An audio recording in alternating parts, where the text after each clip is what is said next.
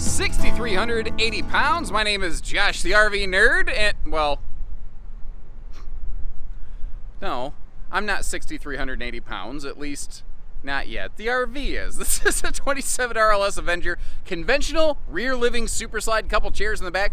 Surprisingly big dinette, though. It's got a full hide-a-bed and a giant U-dinette on this thing.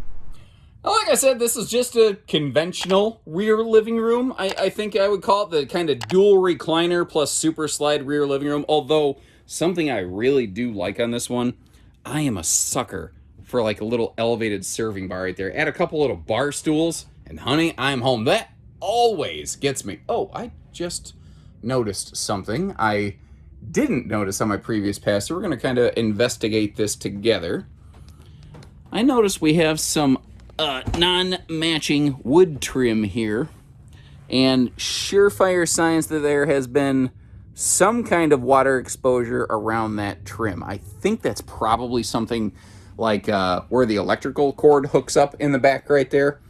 Let me hacksaw it, Jim Duggan foot stomp this thing. It's solid. It's solid as a rock. So it is there. Unfortunately, it is cosmetic, thankfully.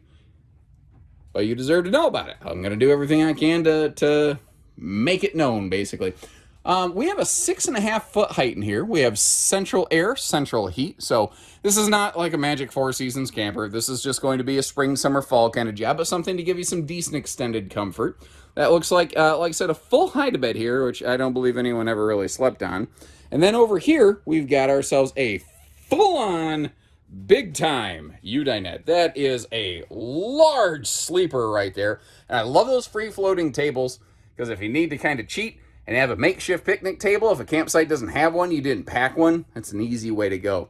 You know what? While we're looking at this, let's go ahead and pop that open. Let's start looking at all the storage space around here, which actually, I think this model did very well. That is something that rear living rooms often kind of suck at. They are not usually very good at giving us excellent kitchen space.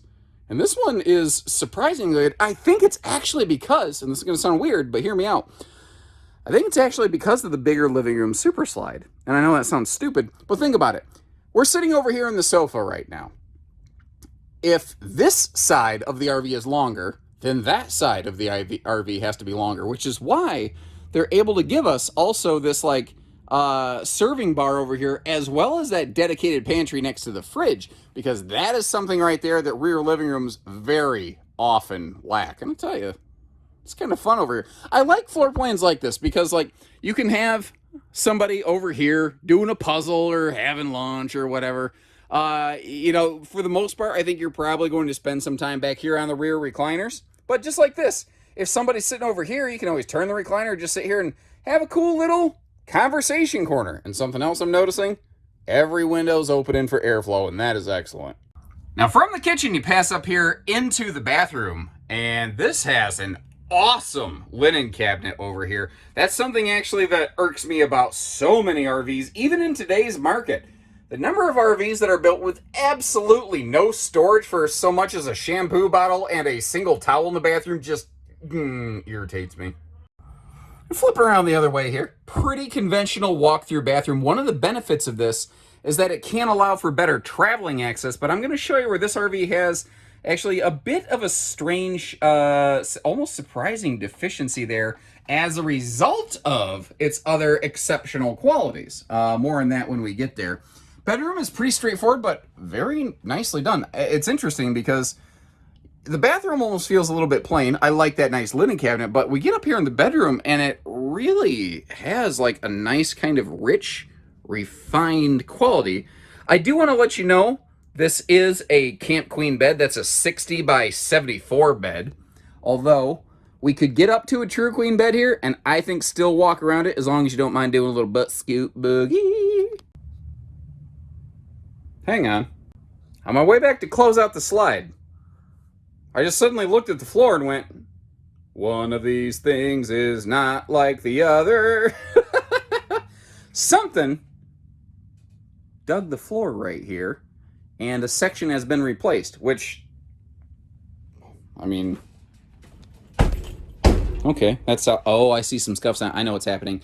I think this slide out at some point at least, was out of adjustment and scuffed the floor right there. Some folks didn't like the idea. They had a section of it patched out. Okay, I don't see anything wrong. I see where there maybe you could say was something wrong, but I don't see anything wrong right now. I just noticed I was like, hold on here.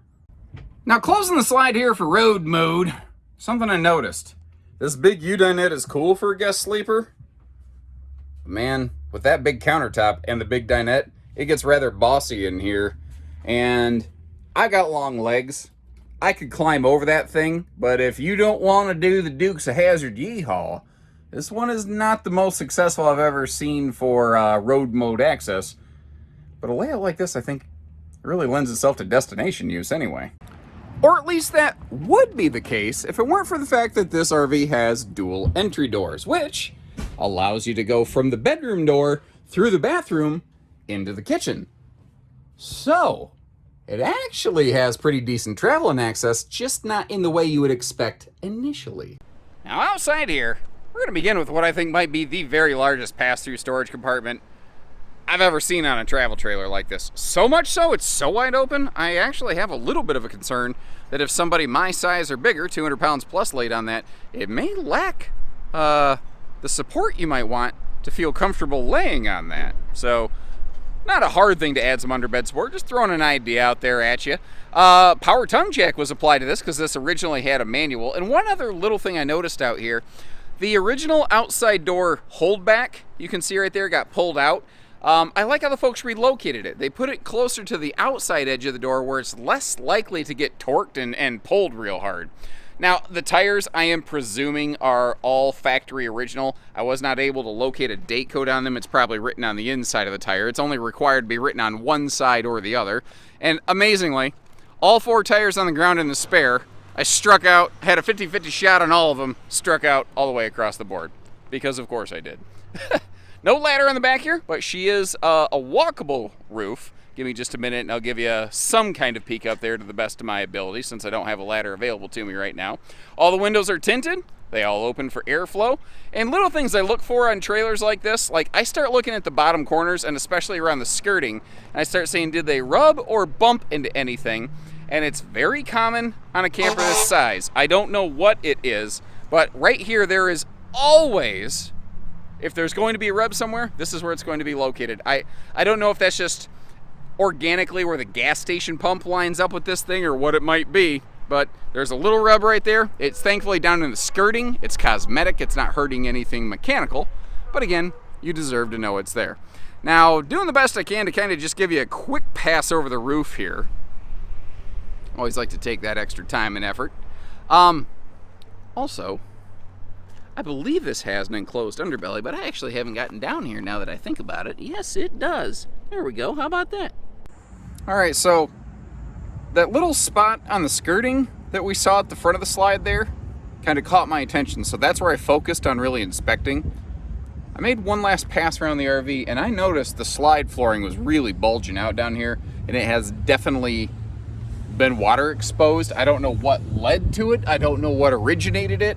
It could just be the slide was left out constantly with the slide open.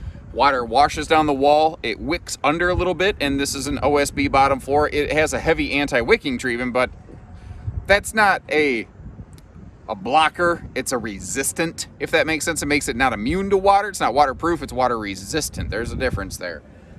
It isn't ideal. What could you do here? There's a thing called a slide repair kit, which basically has like a big fancy L bracket that you could put over something like this.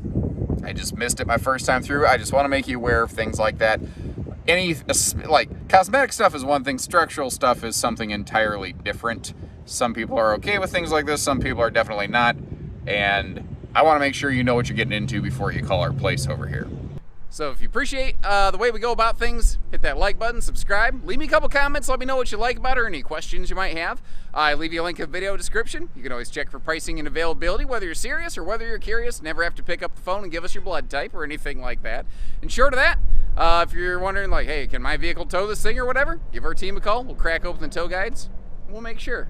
So take care, stay safe, have fun, and happy Haylett camping, everyone.